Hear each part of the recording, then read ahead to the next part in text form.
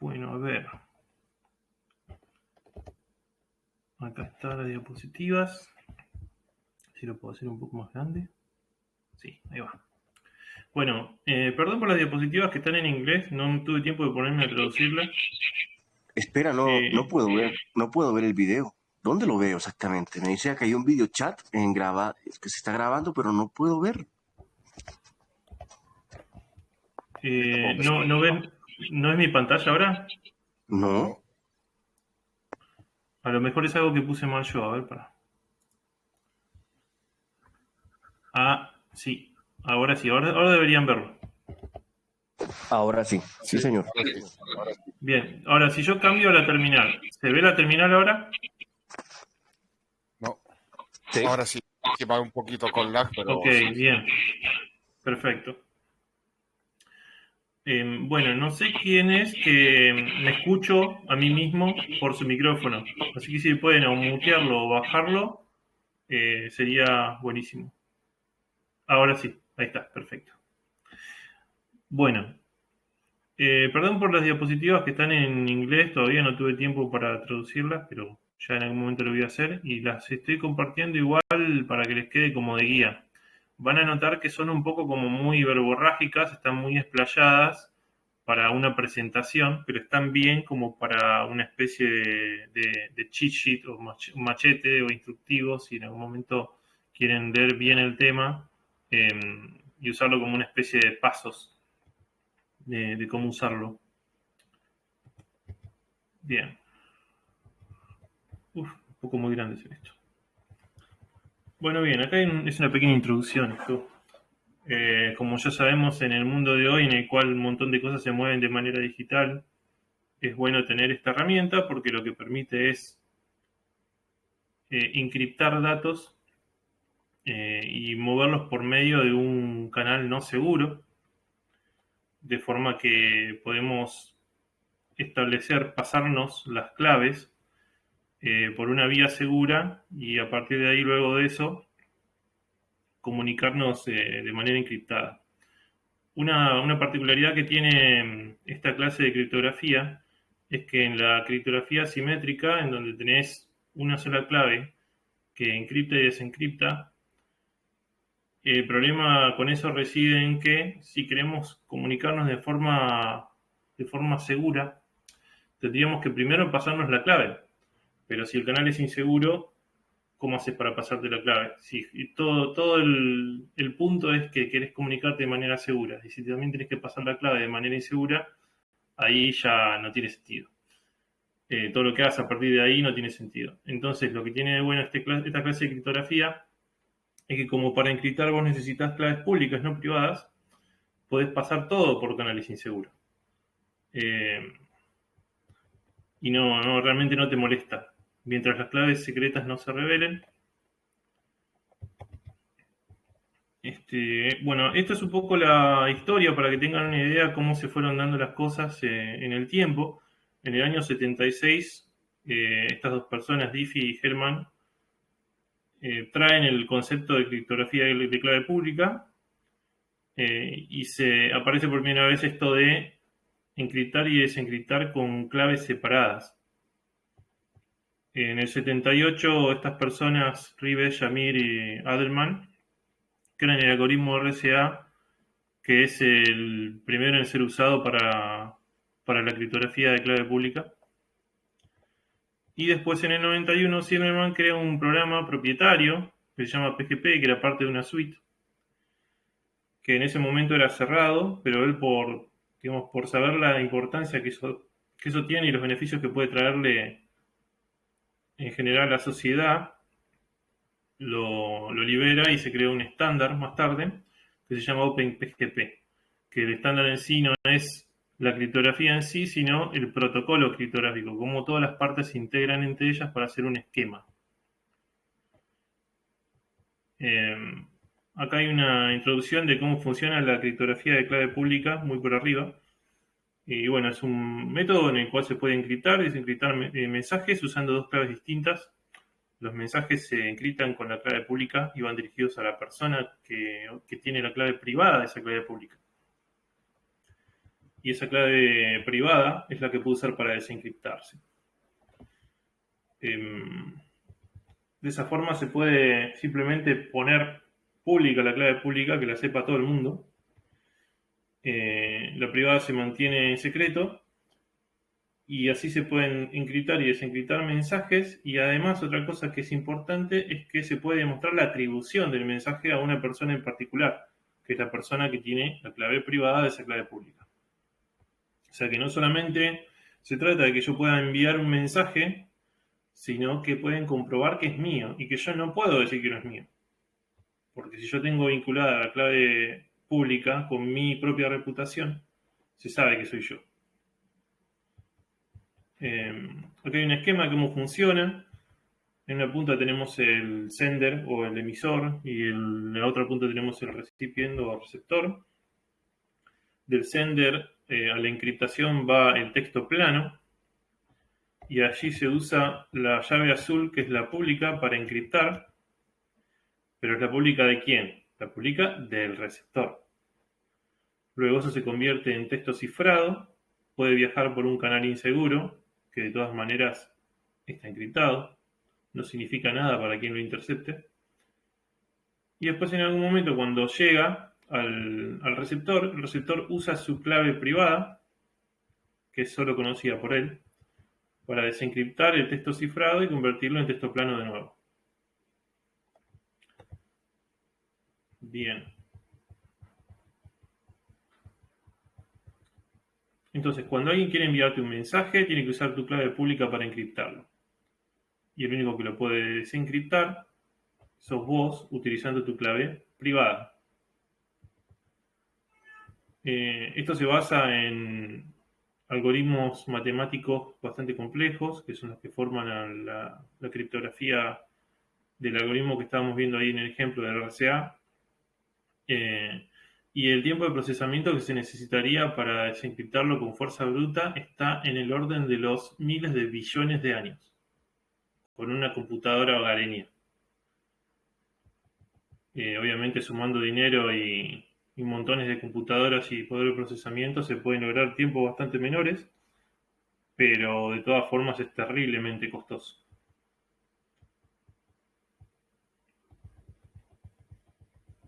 Bueno, después seguimos un poco en el tiempo. En el 97 se crea el estándar OpenPGP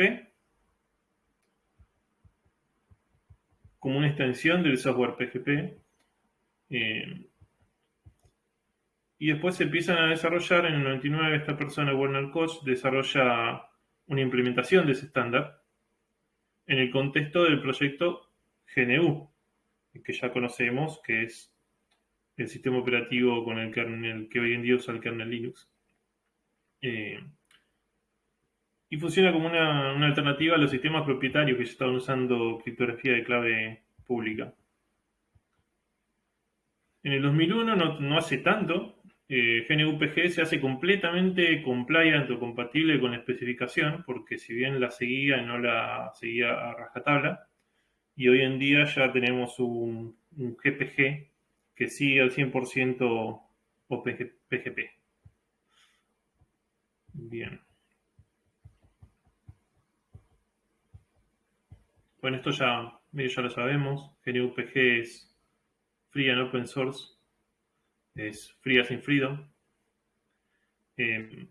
Para instalarlo, bueno, en Linux generalmente ya viene instalado porque se usa para instalar los paquetes, porque los paquetes vienen firmados por los desarrolladores. Así que si querés poder instalar una distribución de Linux, sí o sí es necesario que esté instalado algún tipo de implementación de OpenPGP y generalmente es GPG.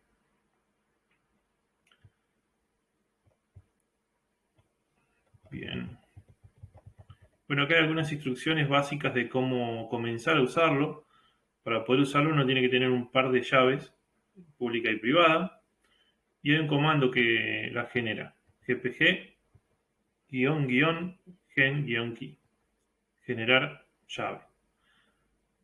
Esto a veces puede ser que te pida, en algunos de los sistemas creo que pide mover el mouse para generar entropía, como para asegurarse de que todo lo que está entrando como input al algoritmo es realmente aleatorio, o lo más aleatorio que se pueda. Porque si no, en teoría habría maneras de poder predecir por el estado del procesador y de la memoria cuál fue la entrada al algoritmo.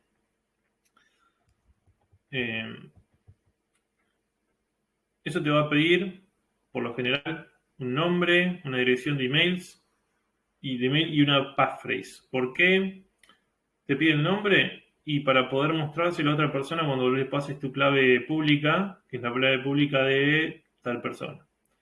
La dirección de email en realidad no necesariamente tiene que ser un email, también puede ser, por ejemplo, yo en mi caso tengo mi dirección de XMPP, pero porque tiene el mismo formato que una dirección de email. El estándar fue desarrollado así y como se considera que el email es algo unívoco para identificar gente, por lo general las implementaciones piden un email. Y una passphrase. ¿Por qué la passphrase? Bueno, eso es porque por seguridad, en general, incluso en que estés en tu propia computadora, la clave privada no se guarda en texto plano, se guarda encriptada.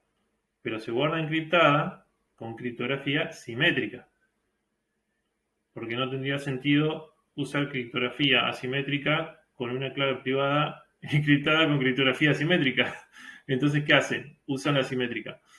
Vos estableces una clave que va a servir para encriptar y desencriptar la clave privada que se usa cuando estás usando GPG.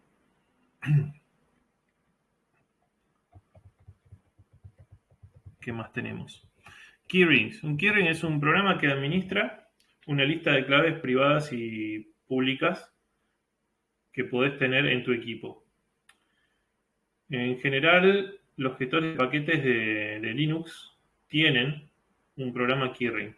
¿Por qué? Porque para poder instalar los paquetes de la distribución, sí o sí necesitan poder verificar que están firmados por los desarrolladores y para eso necesita la clave pública de los desarrolladores.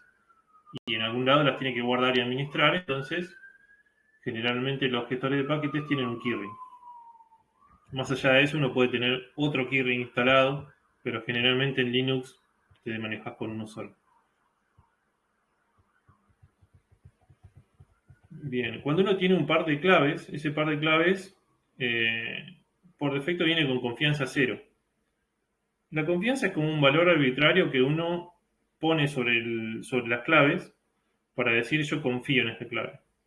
Quiere decir que vos estás seguro de que nadie la alteró, que nadie la reemplazó, que nadie más la conoce en el caso de la clave privada. Entonces se puede usar este comando gpg edit key para decir cuánto confías en la clave. Generalmente esto se hace sobre las claves públicas, porque son las que vos después usás para firmar las claves de otros. Y en base a esto se construye una cadena de confianza que se usa en algunos proyectos open source y se puede usar en otro tipo de comunidades. Bien, ¿cómo encriptamos un mensaje? Ahora esto lo vamos a hacer en práctica, espero que salga bien. Se usa el comando gpg con la opción encrypt, la opción recipient, el email de la persona a la cual querés enviarle el mensaje y el nombre del archivo que tiene el mensaje. Bien, ¿por qué me pide este email? Este email es solamente para identificar dentro de mi propia computadora dónde está la clave pública de la persona. Pero para poder enviarle un mensaje, yo previamente tengo que haber importado su clave pública, que se hace con otro comando.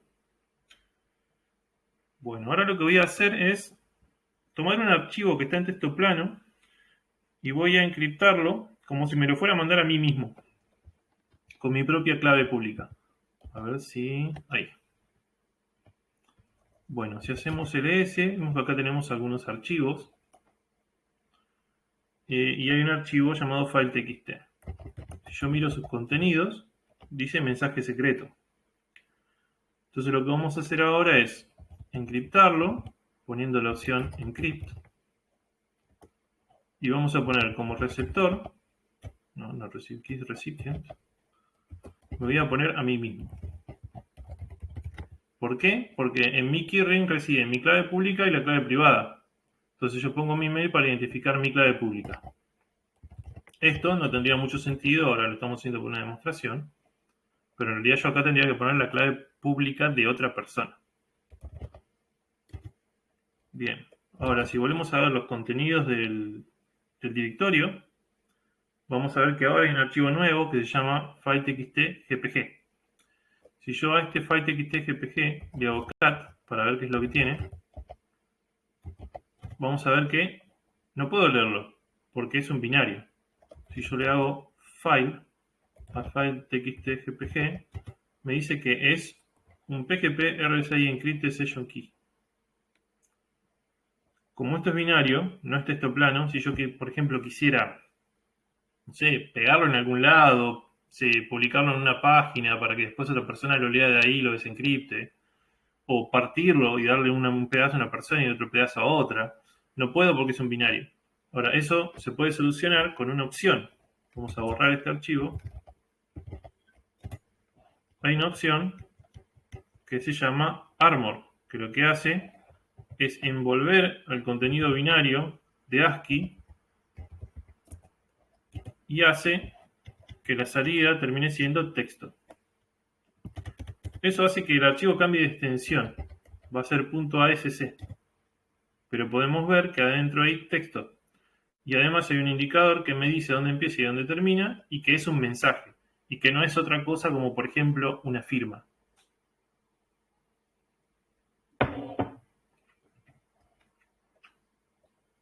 Ok.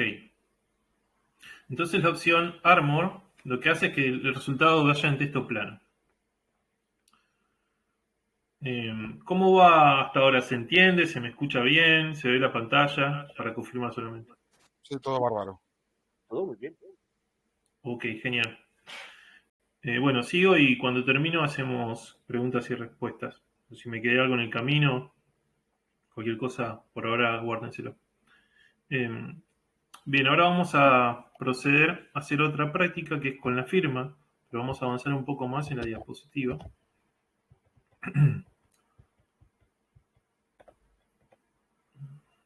Bueno, hay una nota, si querés sumar varios receptores, podés hacerlo, podés simplemente poner más, y eso va a hacer que el mensaje tenga el contenido repetido varias veces encriptado para todos ellos, de forma que cualquiera de ellos pueda desencriptarlo.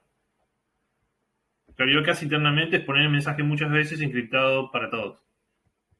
Entonces, ese archivo sirve para que lo lea cualquiera de los receptores.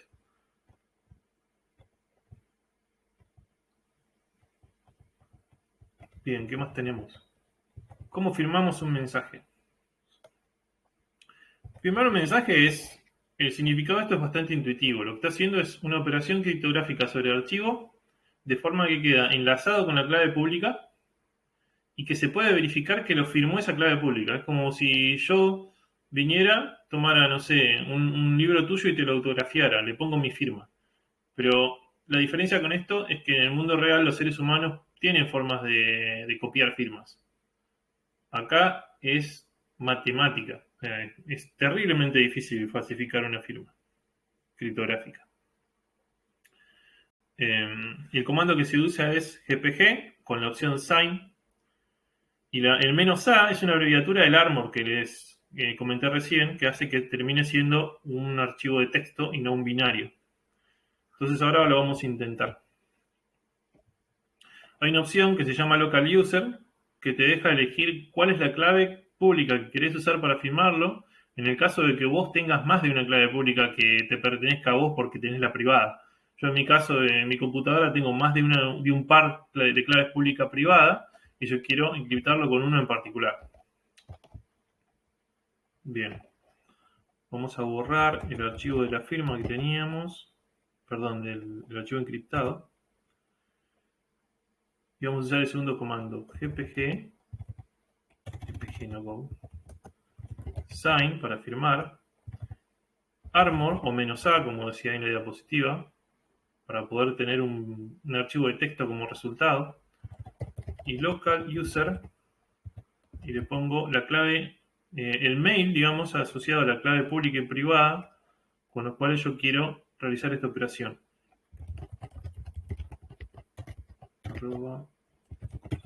Audacity. Y al final el nombre del archivo. Bueno, ven que acá me saltó esta pantalla. ¿Se ve el pop-up también o se ve solo la terminal? Se ve, se ve. Se ve, ok. ¿Qué es lo que está pasando? Me está diciendo, para esta operación yo necesito usar la clave privada, porque las firmas se hacen con la privada. Entonces, como esa clave privada no vive en texto plano en mi computadora, vive encriptada, necesita la clave de criptografía simétrica para desencriptar la clave privada de PGP. Entonces yo ahora acá tengo que poner mi password. A ver. Ahí está. Bueno, entonces eso, desencriptó la clave privada de GPG y la utilizó para firmar el archivo. Entonces ahora, si yo veo los archivos que tengo, veo que tengo un punto AS, que en realidad generalmente es un punto SIG, pero como usé la opción Armor, lo reemplaza por punto ASC. Normalmente las firmas son punto SIG. Entonces si yo, pero sería una firma binaria, en este caso es un archivo de texto.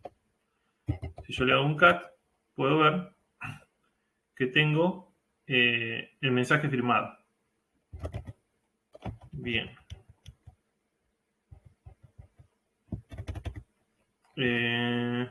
Me corrijo, no sería un punto SIG, sería un punto GPG de todas formas, porque es un mensaje firmado.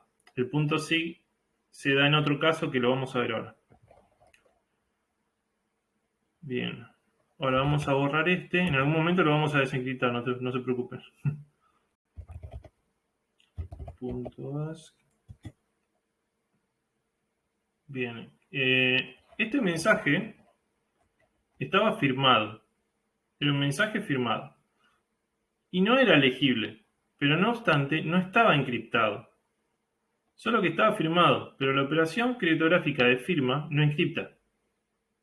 O sea que hay métodos, por más que sean difíciles, de poder leer eso como texto plano. Porque es una firma, no es una encriptación. Digamos que lo ofusca, pero no lo encripta. Entonces, ¿qué pasa si yo quiero firmar y encriptar? En ese caso tengo que agregar la opción encrypt. ¿Cómo me doy cuenta que no está encriptado? Fácil. Porque esto es criptografía de clave pública. Entonces, si yo encripto, deberían pedirme la clave pública de alguien para quien yo lo quiero encriptar. Y no lo hizo. ¿Por qué? Porque estaba firmando, no estaba encriptando. Entonces, en este caso, lo que vamos a hacer es agregar la opción para encriptar. Bueno, y el -armor para poder tener un texto. Y la opción que estábamos usando para poder elegir el usuario.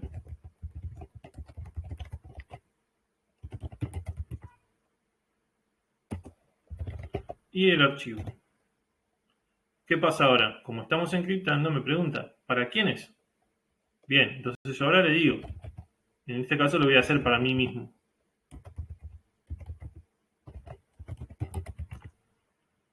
Y como en mi keyring existe un par de claves, particularmente la pública porque es lo que necesita, existe una clave pública asociada a este email, la voy a utilizar para encriptar el mensaje. Acá me pregunta si quiero otro más. Como no quiero ninguno más, simplemente presiono Enter. Y acá podemos ver que tenemos un archivo .asc, que si le hacemos cat, vemos que es un mensaje, pero es un poquito más largo. Y este sí está encriptado. ¿Para quién? Para mí. Eso quiere decir que yo soy la única persona, por tener mi clave privada, que puedo desencriptar esto. Bien. Ahora podríamos parar y podríamos hacer una desencriptación acá. A ver, si no me equivoco, debería ser simplemente así. Decrypt y filetxt.asc. Ahí está. Bueno, cuando leí decrypt, acá pasaron dos cosas. Una es que se desencriptó, porque acá se ve que dice mensaje secreto. Y la otra es que me está diciendo que la firma está bien. ¿Por qué? Porque yo lo encripté y lo firmé. Y cuando usas decrypt en un archivo que está encriptado y firmado, desencripta y verifica. Las dos cosas de una sola vez. Podemos hacerlas también por separado. Ahora vamos a ver cómo se hace. Bien. Vamos a ver qué nos quedó en la diapositiva, porque no quiero avanzar solamente con los ejercicios sin la diapositiva. Bueno, acá estamos viendo cómo firmar un mensaje. Bien, que firmar el mensaje no quiere decir que esté encriptado. Esto ya lo vimos. Bien, acá tenemos una opción para solamente encriptar sin firmar. Sí, es muy parecido, son menos opciones. Y cuando desencripte simplemente va a desencriptar porque no estaba firmado. Bueno, esto está interesante. Las firmas separadas, detach signatures, se usan cuando uno quiere firmar un archivo, pero el archivo es muy grande. Y la firma criptográfica del archivo ocupa bastante lugar. Y entre más grande es el archivo, más ocupa la firma. Entonces, si yo, por ejemplo, quiero firmar una película en Blu-ray, el tamaño de la película se me va a ir a un montón. Entonces, ¿qué se hace generalmente cuando se quiere firmar un archivo grande? Como por ejemplo una distribución de software o, no sé, una imagen de un sistema operativo o lo que sea. Se usa una firma separada. Eso te va a generar, te va a dejar el archivo como está y te va a generar una firma. Esa firma después se puede utilizar para verificar la firma en el archivo. Se puede verificar la autenticidad del archivo y el hecho de que no haya sido alterado. Bueno, vamos a pasar al ejercicio. Si miramos el último comando de DataSign, vamos a borrar el que ya tenemos y vamos a trabajar de nuevo sobre file.txt. Si hacemos DataSign y armor para obtener un archivo de texto, elegimos el usuario local, como hicimos antes.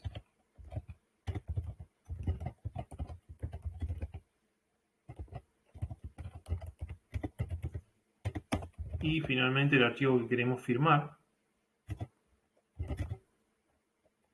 Acá vamos a ver que tenemos un nuevo archivo, file.txt.as, que es la versión firmada.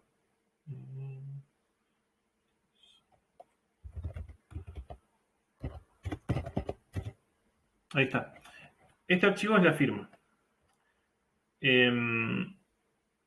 Entonces, ¿qué es lo que hacemos nosotros con esto? Nosotros tenemos el file.txt y esta firma. Con esos dos archivos se puede verificar que el file.txt es auténtico y que no cambió. Que no cambió respecto de la versión del archivo con la cual se generó esta firma. Entonces yo, por ejemplo, puedo subir un programa a mi página y por separado puedo darle a alguien este archivo de firma. Entonces yo sé que esa persona puede usar esa firma para verificar que el archivo no fue alterado. Los dos casos de uso son esos, cuando el archivo es muy grande y cuando uno quiere separar las dos cosas, quiere distribuir las dos cosas por vías diferentes. Eso puede a veces aumentar la confianza en que, por ejemplo, el dominio donde se está bajando el archivo original no fue hackeado. No obstante, si lograran, por ejemplo, tomarte el control de los dos dominios, del lugar en donde pusiste la firma y donde pusiste el archivo, seguís estando en un problema, pero lo haces un poco más difícil.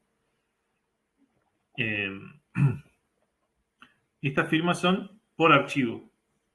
Cada archivo tiene su firma. No te sirve usar la firma de un archivo para verificar otro. A lo mejor es un poco obvio, pero bueno, por las dudas lo aclaro. Ok. ¿Hasta ahora todo bien? Sí, todo bien. Bien, bueno, si yo no usaba esta opción del "-a", ahora vamos a hacerlo para mostrar. Si yo no usaba esta opción del "-armor", van a ver que lo que me da es un punto de signature. Entonces, a lo mejor sirve usar el comando así un poco cuando estás aprendiendo, porque le hace las cosas más claras. Porque yo puedo decir, bueno, lo que me dio acá es una firma. En cambio, cuando se hace el armor, todo es .asc. Y sí, podés hacerle un cat así, para ver qué es lo que tiene adentro. Y si estuviera en texto plano te diría, esto es una firma. Pero a lo mejor cuando estás aprendiendo que la extensión sea esa es un poco más amigable. No sé. Ok. ¿Qué más tenemos?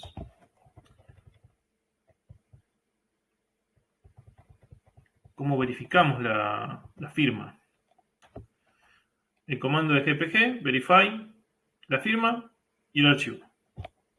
Bastante simple. Bien, vamos a hacer una cosa entonces. Vamos a volver a generar la firma. Vamos a generar la firma con Armor. Y vamos a usarla para verificar el archivo.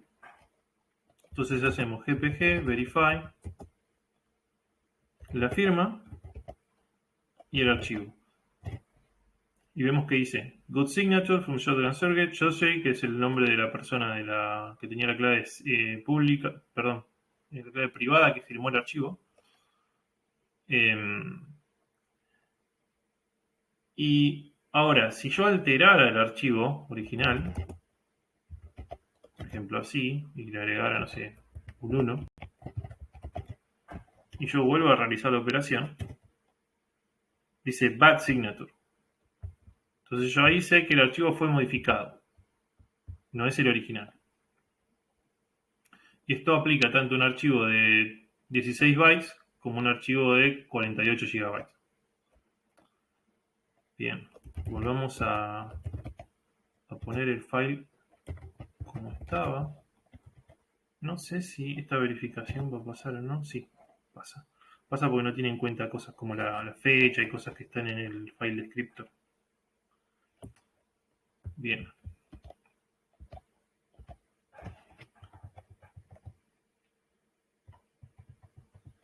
¿Cómo desencriptamos? Bueno, esto ya lo vimos de pasada, pero podés desencriptar. Desencriptar generalmente si el archivo está firmado también verifica la firma, pero si por algún motivo quisieras desencriptar sin verificar la firma, tenés una opción que se llama Skip Verify. Generalmente tiene más sentido que haga las dos cosas. Y acá tenemos algún par de cosas que ya por cuestiones de practicidad no las vamos a ver en ejercicio, porque implican manejarse con otra gente y bajar los archivos a dispositivos y eso. Pero básicamente lo que haces con estos comandos es exportar tus claves, tanto la pública como la privada. Si vos, por ejemplo, te compras una computadora nueva y querés poder encriptar mensajes de la misma forma que lo haces con la anterior o con las dos computadoras que tengas, podés exportar tu par de claves a la otra computadora. También puedes exportar solamente la clave pública y el propósito de eso sería, por ejemplo, que alguien te la firme o a lo mejor subirla a un servidor. Ese es otro tema interesante de que vamos a hablar, es cómo distribuir tu clave pública. Porque la clave pública en sí es un archivo, es un poco grande. No es como que necesariamente te lo vas a poner de perfil en Twitter, porque ocupa mucho. Pero lo que sí se hace es ponerse como perfil en Twitter o en donde sea que estés el fingerprint. El fingerprint es un valor que es algo así como la clave pública abreviada. No podés usarlo como clave pública, pero sirve generalmente para buscarla. Lo que suele hacer la gente es subir su clave pública a un servidor de claves, que suelen ser programas servidores web, que tienen API también, que se integran con GPG, de forma que GPG puede ir a buscar claves ahí, si vos le pones un mail, lo usa como un motor de búsqueda, y se identifican por fingerprint. Entonces vos, si querés ir a un sitio, de estos sitios que tienen claves públicas guardadas, te da un motor de búsqueda, pones el fingerprint y si está ahí, en ese servidor, te devuelve la clave pública de la persona y te da fechas, te dice cuándo la subió, te dice qué nivel de confianza tiene, etcétera, etcétera. Las claves públicas también pueden revocarse y su validez se puede extender. Generalmente cuando alguien crea un par de claves, a la clave pública le pone un periodo de validez de 2 años. Y eso se hace porque vos estás dando por sentado que si vos te murieras, al menos en algún momento eso expira. y no va a haber alguien que a lo mejor se apoderó de tu equipo después de que moriste y siguió firmando archivos en tu nombre. La validez también puede revocarse, las claves pueden revocarse en el caso de que uno considere que son muy viejas o de que quizás fueron comprometidas. Si uno duda puede revocarlas. El revocar una clave lo único que hace es cambiar el estado del archivo local. Entonces uno después tiene que subir la versión revocada de la clave a todos los lugares en los cuales tenía subida su clave. Y hay comandos dentro de GPG que no los vamos a ver, pero facilitan y automatizan esto. Si uno tiene la clave subida a 3 servidores, puede revocarla y después propagar esa revocación a todos los servidores. Todo esto lo que hace es construir o facilitar una red de confianza de PGP. Entonces, a lo mejor, si vos tenés un grupo de gente, una comunidad o un proyecto de desarrollo en el cual, a pesar de que no se vean presencialmente, tienen que poder confiar en que las acciones y los archivos y el código que emiten y las cosas que hacen fueron realmente hechas por las personas que uno piensa que fueron hechas, y puede hacer eso por medio de PGP, porque los archivos se pueden firmar, los mensajes se pueden firmar y las firmas se pueden firmar.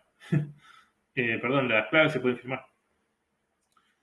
Y esta red lo que hace es que uno pueda, por ejemplo, encontrarse en persona.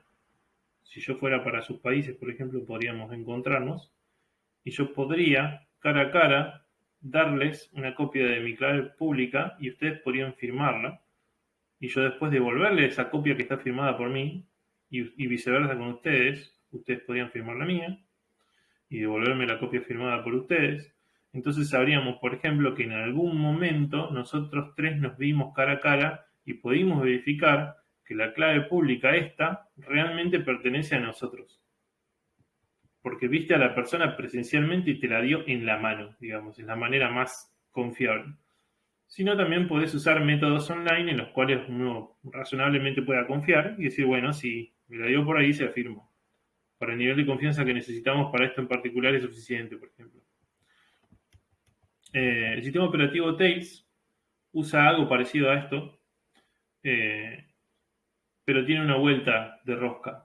Lo que hacen ellos es que el archivo del Tails que uno baja para instalar está firmado por un desarrollador de ellos, pero esa clave a la vez está firmada por el desarrollador líder de Debian. Entonces, de alguna forma, están tomando la confianza que la gente tiene en Debian para aplicarla, para decir, bueno, no tenés por qué confiar en el equipo de Tails. Confía en el equipo de Debian porque el equipo de Debian está confiando en el de Tails. Y de esa forma le agregan como una especie de plus de confianza o de seguridad a las imágenes del sistema operativo que ellos distribuyen. Entonces, cuando te bajas Tails, si vos querés verificarlo, antes de verificarlo con la clave pública que ellos te dan, tenés que verificar la firma de esa clave pública hecha por el desarrollador de Debian. Así que tenés que ir a bajarte la firma del desarrollador de Debian, con esa verificar la clave pública que Tails te da, y después con esa clave pública podés usarla para verificar el archivo.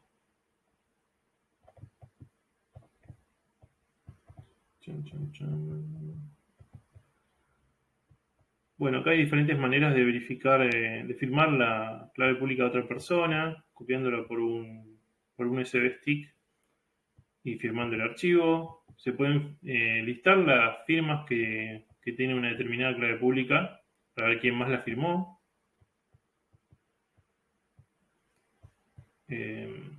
Acá está el conjunto de pasos, paso por paso, cómo hacer para que otra persona te firme la clave y recibir una versión firmada a un servidor.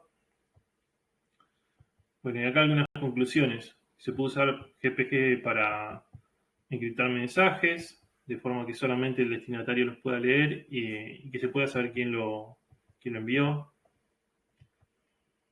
También se pueden verificar y distribuir archivos de forma confiable. Y el mismo par de claves se puede usar para enfermar, para encriptar, para desencriptar. En diferentes dispositivos, tanto en un celular como en una computadora, se pueden compartir tus claves entre ellos y podés tener más de una clave pública y privada, más de un par. Podés tener, por ejemplo, no sé, si sos desarrollador de un proyecto open source, podés tener una clave para eso, en la cual te llamás, no sé, Pepe, y a lo mejor tenés otra clave, otro par de claves para usarla, no sé, en una comunidad online, en la cual te llamás Manolo.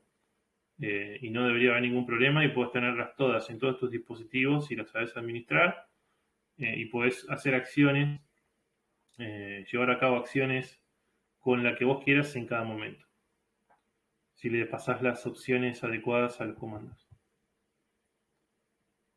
Bueno, las redes descentralizadas de confianza que se pueden construir con esto, por medio de las firmas eh, entre personas, en sus claves públicas, se aplican en los DNMs, los mercados negros de la Deep Web, distribución de software, se usan también en el SSH, eh, Secure Socket Shell, creo que es, o Secure Shell, SSL, en montones de esquemas. Acá hay dos videos que después cuando vean el archivo este PDF se los paso, pueden visitarlos. Explican bastante explayado y bastante fácil algunas de las cosas que vimos acá, casi todas de hecho. Y acá tenemos también una guía de la EFF que en general está buena para todo, pero la parte de PGP está especialmente buena. Y pasamos a la parte de preguntas y respuestas. Y voy a dejar esto aquí como para pasar la gorra. Y bueno, cambio de fuera, muchachos. Si quieren, desmutéense y pregúntenme lo que quieran. Podemos charlar, comentar. Si no los dormí todavía, adelante. Hola, ¿me escuchas? Sí. Sí. Sí, Bitcoin Cash no lo muestres en el grupo. Es la única recomendación que te hago. ¿Cómo Pero es eso? ¿Por qué? ¿Que no me van a dejar que me gusten dos criptomonedas? Monero no es una criptomoneda, Bitcoin Cash sí lo es, esa es la diferencia. Pero si quieres la discusión la puedo dar un día, no te preocupes que puedo dar ese seminario perfectamente. Pero pregunta sobre lo de GPG. Yo he estado probando de manera independiente, yo tengo un Linux precisamente en el que he hecho con ayuda de la interfaz Cleopatra. Yo no soy programador, entonces Sí. no manejo muy bien la terminal. Ok. Y descubrí muchas cosas que no es que me incomoden, me falta practicidad para manejar ese GPG. No vengo a preguntar redundante si es necesario tener dos, porque yo creo que es bueno tener dos GPG. Pero ¿cuál sería la manera más autos o más lógica para almacenar la llave privada de ese GPG que dice una USB encriptada? Porque a mano imposible, ¿cierto? No, digamos, Cleopatra yo no lo conozco mucho, pero tiene funcionalidades para exportar también. Sí, lo que te Y no quiero me decir es, parecería... Sí, no confío en el computador, sabes que se pueden dañar, y si se daña una sola copia de mi llave privada, Sí. pues no tiene sentido. Ok, sí, bueno, vos podés tener varias copias de la llave privada. Podés tener guardadas como archivo y podés usar vos mismo cualquier método de criptografía que vos quieras para encriptarlo. Por Pues tu ese propia cuenta, digamos. el método que usan los Linux, que tú puedes encriptar una USB con un passphrase. Claro, ese es el que se hace automáticamente cuando vos la guardás en un keyring. El keyring es un programa que te maneja eso. Pensé que el Keyring era el programa este que tenía, que se llama Llaves, un momento, Sí, ¿cómo es se eso, llama? es eso. Sí, es como un programa que administra una lista de llaves. Y administrarla incluye guardarlas, listarlas, encriptar la parte privada hasta que la uses. Y cuando lo vayas a usar, hace como una especie de trigger y lanza solo el mensaje que te pide desencriptarla porque la tenés que usar. Eso lo hace el keyring. Ok, pues la tengo guardada como archivo de texto, punto, si no estoy mal, la extensión que mencionaste. La tengo guardado así en la USB. Así la tengo Claro, guardada. podés tenerla guardada así, podés utilizar cualquier otro programa que vos quieras para encriptarla por tu cuenta, aparte de Keyring, o podés importarla a un Keyring, ¿sí? O a dos, o a tres, y borrar el archivo. Yo te recomendaría borrarlo de forma segura usando Shred o algo por el estilo, que en realidad lo que hace es sobreescribirlo, pero te recomendaría Pues la eso. verdad yo soy más extremista, ¿sabes? Pues estoy pensando en destruir el disco duro de esa computadora. Bueno, sí, también. Sí, sí, sí. Si quieres estar bien, bien seguro. Si la clave privada es suficientemente importante. Sí, quiero crear Sí. una por lo menos para 5 años. Estuve viendo eso, pues como digo, con interfaz no. Leí una serie de documentación de GPG y de PGP, de los dos, sobre cómo se están Ujú. haciendo las gestiones, incluso el de Debian, tienes razón lo de Debian, que al parecer son los que mejor manejan lo de GPG y son una fuente muy confiable de seguridad y de firma. Sí, y tienen algunos problemas, pero están mucho mejor que hace un par de años. Y los problemas que tenían los vienen resolviendo uno a uno y lo vienen mostrando. Así que sí, sí, sí, Debian es bastante respetado en ese aspecto. No, dale, excelente. ¿Tu nombre cómo es? Qué pena. ¿O cómo te Mi dicen? nombre es Mariano. Mi nombre es Mariano, pero me dicen Shotgun acá. Shotgun. Dale, Shotgun. Shotgun. Dale, bueno, y cualquier duda, consulta que tengas, preguntame en el grupo. Si no lo sabemos, te diremos en dónde pensamos que se puede llegar a encontrar. Yo no tengo preguntas, solo decir que me ha parecido una charla muy interesante y todo muy bien explicado. Bueno, genial, me alegro. Me alegro muchísimo que se haya entendido. Sí, sí, excelente. La verdad, excelente. Lo voy a dejar en el grupo en el subtema de Monero porque pensé que iban a venir más, pero después de lo del policía, mucha gente se quedó quieta. Pasó lo de un policía ahí y quedamos muy Ah, enojados. sí, lo vi, es verdad. Sí, es cierto, hubo como poca actividad después de eso. Sí, Rasmus Pucha. creo que Pero sacó, pero eso lo vi yo, lo del policía, pero era alguien que iba preguntando por mercados de piu piu y así de armas, ¿no? Algo, lo vi un poco, lo yo vi sé que tú tarde. eres español y yo sé que tú allá son más inteligentes los policías de tu país, pero aquí son bananeros. Ellos piensan, los policías, Sí. que si tú que escribes en un grupo de criptomonedas armas, el que usa Cardano, el que usa Shiba, tiene 10 AK-47 y las vende por Cardano o por Shiba. Eso es lo que piensan los Claro. policías. Sí, no No es tiene ni mentira, idea. no es mentira, hay videos, literal videos, en el que se meten en grupos de Facebook, los mismos policías abren grupos para vender armas, para que los traficantes de armas tontos entren a grupos de Facebook a vender armas. Hostias. Ah, Entonces, es imagínate, terrible eso. yo no soy programador, yo sé un poquitico de criptografía, y yo con ese poquitico que sé, cómo desenmascaro policía. Solo con saber un poquitico. Sí, muchas veces solamente con mirarlos, cómo hablan y lo que Y los hacen, ya te términos, das por cuenta. favor, estamos en un grupo de Monero y empieza a manejar términos pueriles. A ver, O sea, eso no está por bien. nada le dicen, no por nada le dicen glowies, ¿no? Brillan en la oscuridad los tipos.